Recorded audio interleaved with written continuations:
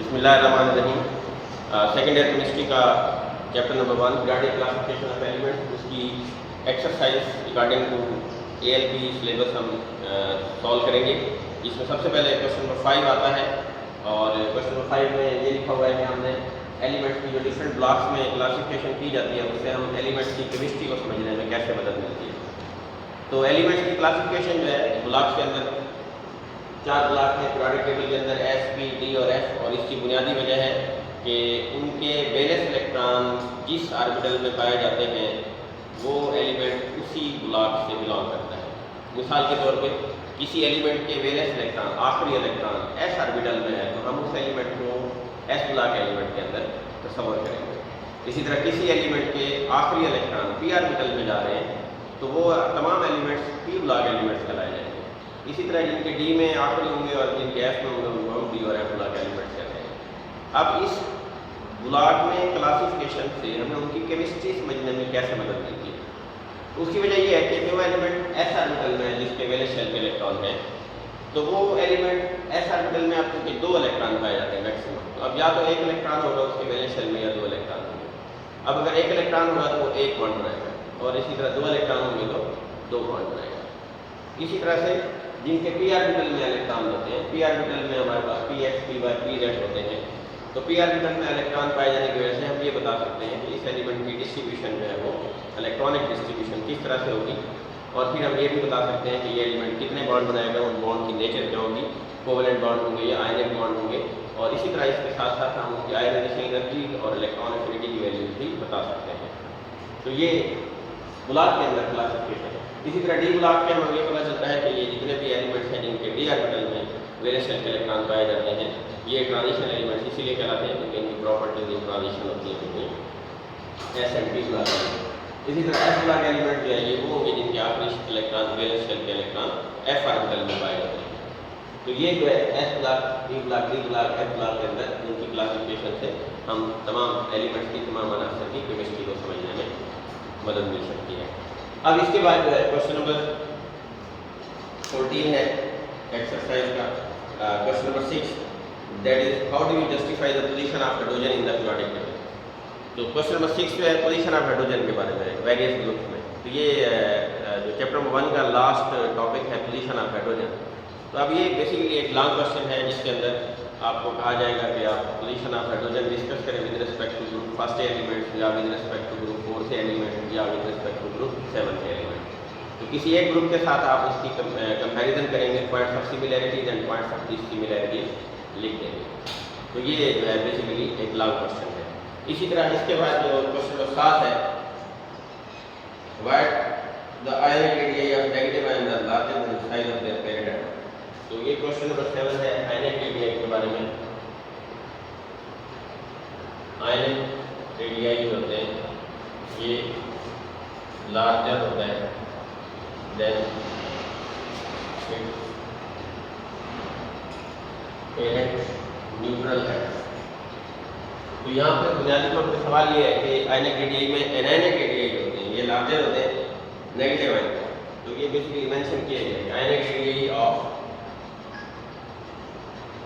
Negative ion. यानी बाद का सवाल ऐसे भी आता है एनायनिक रेडियस जो है ये न्यूट्रल एटम से ज़्यादा क्यों होता है। तो इसमें आप ये देखें कि न्यूट्रल एटम जो होता है इसके अंदर ये न्यूक्लियस है, न्यूक्लियस के अंदर प्रोटॉन और न्यूट्रॉन है, जबकि इसके इर्द गिर्द जो इलेक्ट्रॉन है। किसी भी उसके अंदर number of proton neutral atom में number of proton is equal to number of electron. अब यहाँ पे ये समझना होगा कि इलेक्ट्रॉन जो है ये नेगेटिव आयन कैसे बनता है। तो negative ion addition of electron से बनता है। अब इलेक्ट्रॉन हमें ऐड करना है आउटर मोस्ट शेल के अंदर। अब जब आउटर मोस्ट शेल में इलेक्ट्रॉन ऐड करेंगे यहाँ पे 2 चीज़ें हैं। अगर हम किसी ऐसे एलिमेंट के आउटर मोस्ट शेल में इलेक्ट्रॉन ऐड कर रहे हैं जिसके अंदर outermost shell already filled है, अब जो इलेक्ट्रॉन ऐड होगा वो एक नया शेल बनाएगा तो डेफिनेटली एक और शेल के इजाफे से साइज NN का लाभ हो जाएगा। ठीक हो गया। दूसरी बात यह है कि अगर उसके अंदर कैपेसिटी है, मतलब 6 इलेक्ट्रॉन है, 5 इलेक्ट्रॉन है, 3 इलेक्ट्रॉन है, हम एक और इलेक्ट्रॉन ऐड कर रहे हैं जिससे नेगेटिव आयन बन रहा है, यूनि नेगेटिव आयन जिसको कहेंगे 1 इलेक्ट्रॉन के ऐड होने से। तो अब वो इलेक्ट्रॉन जब इसमें ऐड होगा तो उस सूरत में भी आयनिक रेडियस जो है वो इंक्रीज हो जाता है। और उसके इंक्रीज की वजह ये है कि जब इलेक्ट्रॉन ऐड होता है, ऑलरेडी प्रेजेंट इलेक्ट्रॉन उस आने वाले इलेक्ट्रॉन को रिपेल करते हैं। तो उस रिपल्शन को ओवरकम करने के लिए इलेक्ट्रॉन एक्सपेंड होते हैं ताकि उनके दरमियान मैक्सिमम डिस्टेंस और minimum repulsion. Due to that expansion the size of negative ion becomes larger than its neutral atom. तो ये क्वेश्चन नंबर 7 जो है इसकी एक्सप्लेनेशन है। इसके बाद क्वेश्चन नंबर 8 है ionisation energy decreases down the group. अब क्वेश्चन नंबर 8 में आयोनाइजेशन एनर्जी डिक्रीज क्यों होती है। तो ग्रुप में एलिमेंट्स अरेंज करते हैं according to their atomic number, और हमें ये पता है कि किसी भी ग्रुप के अंदर ये जो वर्टिकल कॉलम्स होते हैं इनको हम ग्रुप्स कहते हैं। पहला ग्रुप है, इसके साथ फिर ये दूसरा ग्रुप है, फिर ये डी ब्लॉक एलिमेंट्स हैं, और फिर यहाँ पे ये जो है पी ब्लॉक एलिमेंट्स हैं, और ये सबसे आखिर में नॉर्मल गैस। अब यहाँ पर सवाल ये है कि ionisation energy top to bottom decrease क्यों हो रही है। तो सबसे पहले हमें ये समझना होगा कि आयोनाइजेशन एनर्जी होती है energy required to remove the electron from the outermost shell of an isolated gaseous atom. अब जब एनर्जी हम इलेक्ट्रॉन निकाल रहे हैं तो इलेक्ट्रॉन निकालने के लिए हम ये देखेंगे कि जो एटम का साइज है वो कितना बड़ा है। अगर साइज छोटा होगा तो इलेक्ट्रॉन निकालने के लिए ज़्यादा एनर्जी चाहिए होगी, और अगर साइज इंक्रीज हो जाएगा, distance between nucleus and outer most electron बढ़ता जाएगा, उस डिस्टेंस के बढ़ने की वजह से जो फोर्स ऑफ अट्रैक्शन है वो कम होगी, और फोर्स ऑफ अट्रैक्शन कम होने की वजह से बैरूनी इलेक्ट्रॉन को निकालना उतना आसान हो जाएगा। तो ये बेसिकली इस सवाल का जवाब है कि टिपिकली हम यूँ कहेंगे कि चूँकि टॉप टू बॉटम साइज बढ़ता है, साइज बढ़ने से attraction between nucleus and outer most electron decrease होती है, और उस अट्रैक्शन के डिक्रीज होने की वजह से outer most electron loosely bound हो जाता है, उसको निकालना आसान हो जाता है। तो हम ये पॉइंट्स इसके अंदर मेंशन करेंगे सवाल के जवाब में लाजमी तौर पर। इसके बाद है क्वेश्चन नंबर 9 कि what the second value of electron affinity. Electron affinity की जो सेकंड वैल्यू है ये पॉजिटिव क्यों होती है, एंडोथर्मिक क्यों होती है। तो इससे पहले हमें ये समझना होगा इलेक्ट्रॉन एफिनिटी होती है। इलेक्ट्रॉन एफिनिटी ये होती है कि जब हम किसी एटम के आउटर मोस्ट शेल के अंदर इलेक्ट्रॉन ऐड करते हैं तो उस प्रोसेस में जो एनर्जी रिलीज होती है उसको हम इलेक्ट्रॉन एफिनिटी कहते हैं। Energy release when an electron is added into empty और partially filled orbital of an isolated gaseous atom is called electron affinity. अब सवाल ये है कि इलेक्ट्रॉन एफिनिटी की जो सेकंड वैल्यू है वो पॉजिटिव क्यों होती है या एंडोथर्मिक प्रोसेस क्यों है। तो अब ये है कि second value of electron affinity क्या होती है।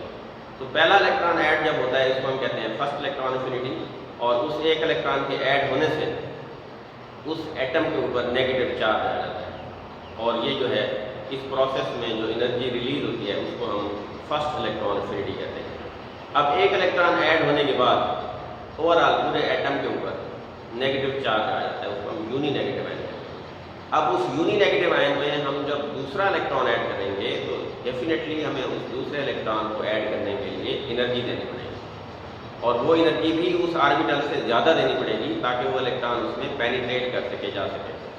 अब वो ज़्यादा एनर्जी वाला इलेक्ट्रॉन जब उस आउटर मोस्ट शेल में पेनिट्रेट करता है तो एक्स्ट्रा अमाउंट ऑफ एनर्जी जो होती है after entering into that particular shell, the extra amount of energy जो होती है वो उसको रिलीज कर देता है क्योंकि उसने वहाँ रहना है।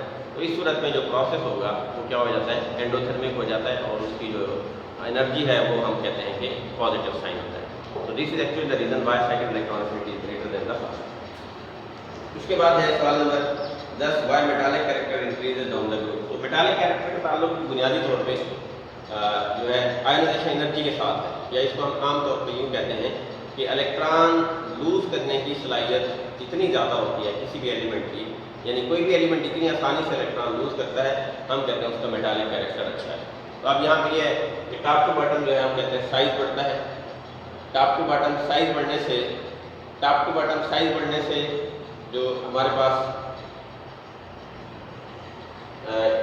अट्रैक्शन है between nucleus and outer most electron वो कम हो जाती है, कि साइज बढ़ने से अट्रैक्शन कम हो जाती है between nucleus and outer most electron. Attraction कम होने की वजह से इलेक्ट्रॉन निकालना उतना आसान होता जाता है, और जितनी आसानी से कोई भी एलिमेंट इलेक्ट्रॉन निकालता है उसका मेटालिक कैरेक्टर जो है वो उतना एनहेंस करता है, उतना ज़्यादा हो जाता है।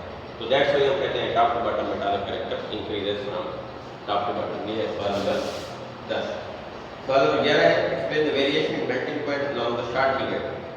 शॉर्ट पीरियड के अंदर वेरिएशन जो है मेल्टिंग पॉइंट में कैसे होती है, तो ये जो है हम नेक्स्ट लेक्चर में पढ़ेंगे, क्योंकि अभी टाइम जो है वो इस तरह से हो गया है कि है वो इंक्रीज हो गई है, इसीलिए नेक्स्ट लेक्चर में हम इसको इंशाल्लाह डिस्कस करेंगे।